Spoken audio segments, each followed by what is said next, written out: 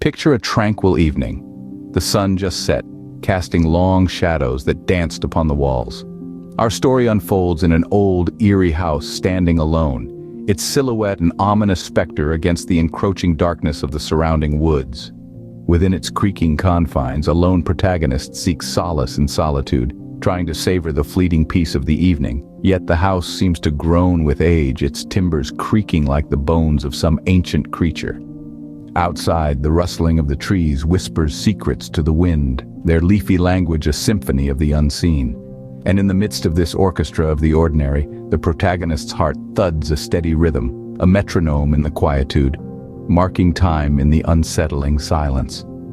The evening stretches on, the shadows lengthen, and our protagonist is left alone with the symphony of solitude. Suddenly, a loud crash shatters the silence, echoing through the empty house.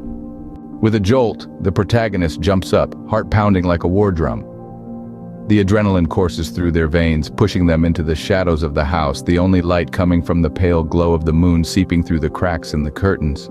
The house, once a symbol of comfort and protection, transforms into a labyrinth of dread. Each room they pass through seems to hold its breath, the air heavy with tension.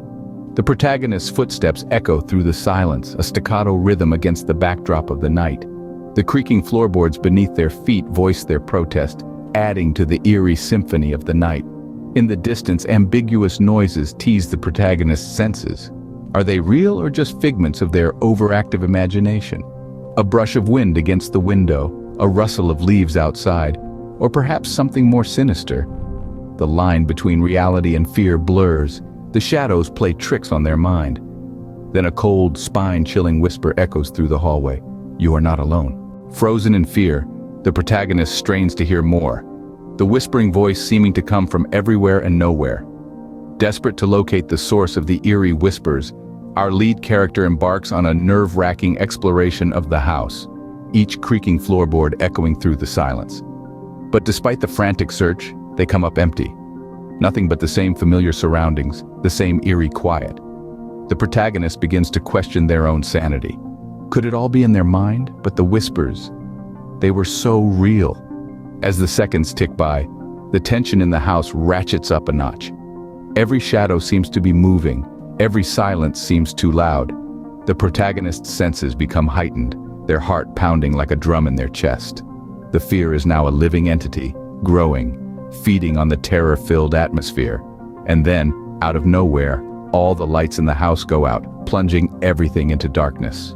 In the pitch black, the protagonist fumbles around, a sense of dread settling deep within.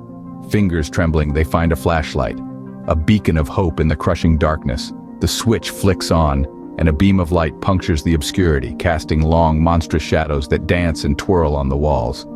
Each corner of the room is illuminated in turn, the light revealing nothing but the usual furniture and decor. But something feels off. An eerie quiet blankets the house. Then, a soft creak echoes, a chilling symphony of unexplained noises that builds a crescendo of fear. The air grows colder, a sudden drop in temperature that makes the hairs on the back of the neck stand up. An unseen presence is felt, a shiver running down the spine. The very walls seem to breathe, whispering secrets in the dark. Suddenly, the whisper returns, louder this time.